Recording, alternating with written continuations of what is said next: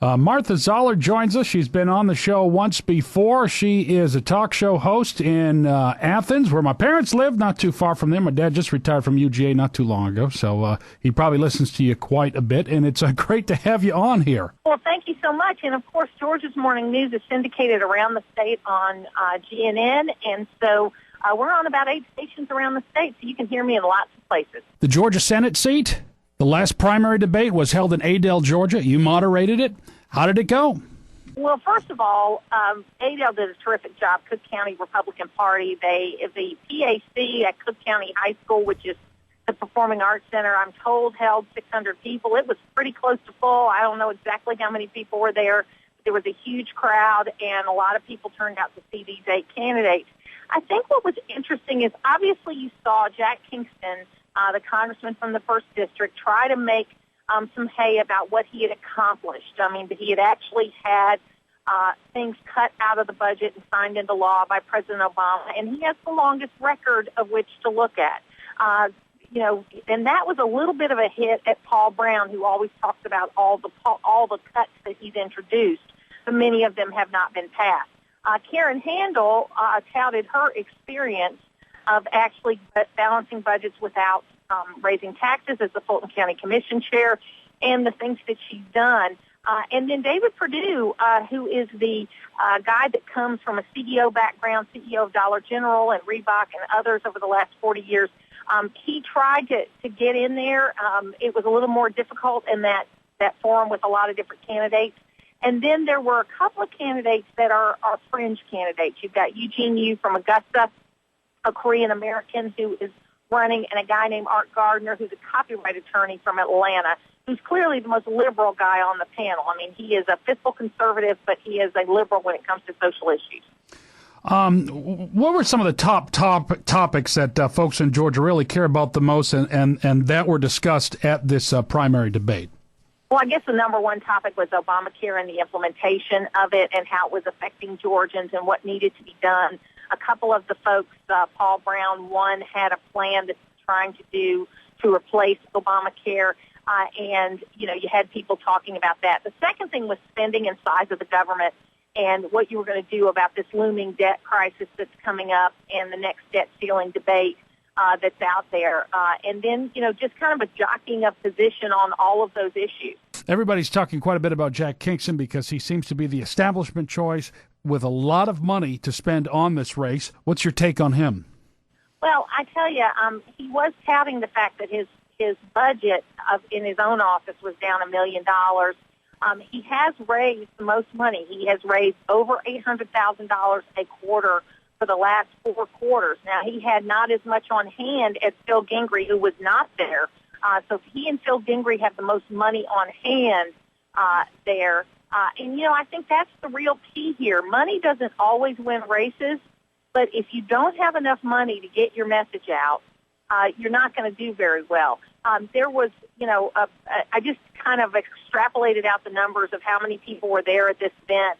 And I figured that over the course of all the events they're going to do, the meetings and all of that kind of thing, you'll touch about 30,000 people in person as a candidate, as a campaign.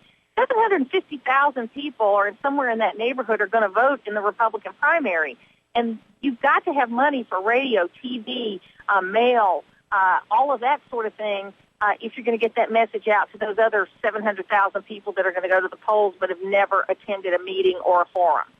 Well, it looks like Jack Kingston does have the most money and resources. I guess it's going to come down to, in the race, pretty much trying to define Jack Kingston very early if you're going to try to beat him. Yeah, absolutely. And you could tell by what people said, even though they didn't call him out by name, that he's the one that people are attacking. And usually if you're the one that's being attacked, you're the one that's considered to be the front runner. But got to be, there are no polls on this race yet that are really credible. Every poll has got basically all the candidates in the teens. I mean, not anybody as a breakout, that sort of thing. Kingston's challenge is he's not as well known in North Georgia, which is where the population base is. And the challenge for, most every other candidate is that. Now, Phil Gingrey, while he's the oldest candidate, if he were to be elected, he'd be 73 when he was sworn in. He has represented the most populous Republican counties. Cobb County, parts of Gwinnett, those kinds of counties. And with redistricting, he's had his name on the ballot in a lot of those counties. So, it's one of those things that you don't know exactly how it's going to play out. I think it's still too close to call. If I were going to predict today, I would say that probably Jack Kingston would be in the runoff, and then I don't know who the second person is.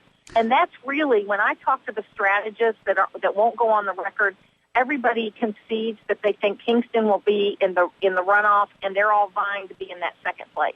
A lot of talk about Karen Handel from different news sources. I think she has the best name ID right now because she's run before and she's won a statewide election. Where do you see her right now? And do you believe that she will definitely be in the runoff when it all comes down to the end? Yeah, I think she's most likely to be in that second slot, only because generally being a female is worth a certain amount of points, number one. She has run statewide before. She's got a little bit of a fundraising issue, and, of course, we haven't seen the numbers for this past quarter because there was an extension to January the 31st as far as when they have to report those numbers. Now, Jack Kingston has reported his numbers already, which he thinks he's raised the most money. He raised $880,000. I mean, when I ran for Congress in 2012, we never had much money, so we'd always file on 11/59 on the final day because you didn't want, the numbers getting out there too soon. So we should start seeing some numbers from these races over the next few days because January 31st is the deadline, and that will give us a better idea because you can't forget this calendar, okay, where you've got qualifying around the middle of March, early voting starting around the first week of April, somewhere in that neighborhood, and then you've got 6 weeks of early voting and then, a runoff 2 months later. So this calendar is coming up quickly, and being able to have money in the bank, I would say April 1st, you've got to have all your money in the bank that you're going to need to implement your final 6-week strategy. If you don't, you're in trouble. One of the things that Karen Handel has just come out with in an email, pretty much touting her pro-life credentials, starting a new website, protectlifegeorgia.com. She seems to be going on the offensive pretty early when it comes to defining her opponents with the abortion issue. I think it's a good thing to do in Georgia in a Republican primary, yes. I think it's a strong thing to do, and she's got that out there. She had Politico write a nice article about her performance at the debate, and I thought she did a good job, too. It's just really hard to break out in a field of 8 candidates. As it narrows down, you'll see a lot more of that. Now, they didn't call each other out by name in Adele, but I suspect that's going to start happening in some of these other debates. As far as the race is concerned, the majority of the primary voters are in Metro Atlanta and North Georgia. So I guess, what does that mean for folks like us in Southeast Georgia? Are they going to be pretty much concentrating all their effort up there and we're not going to see them? Or how do you think the candidates are going to use their time to hit other parts of the state besides that area of Georgia? Well, and I think that's something the Georgia GOP really wanted to stress was that they wanted to have debates all around the state. And if you look at this debate schedule, it is all around the state. But you're right that north of I-20 is where most of the voters are in Georgia. I mean, I think it's something north of 70% of the voters are there. But agriculture is still the number one business in Georgia. The military is still a huge part of what people want to win over in Georgia.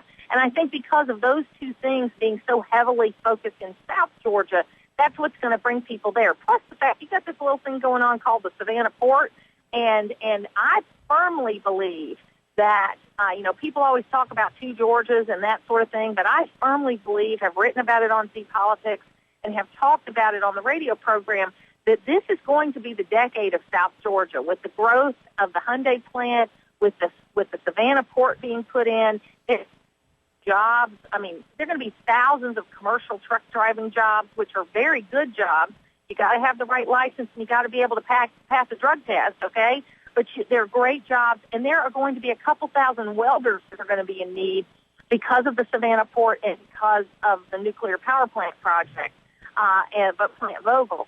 So as a result of that, I see a very rosy picture for South Georgia, and I think you guys are going to get a lot more attention paid to you in this election as well as the ones in the Martha Zoller joining us. Martha, how can people know a little bit more about you?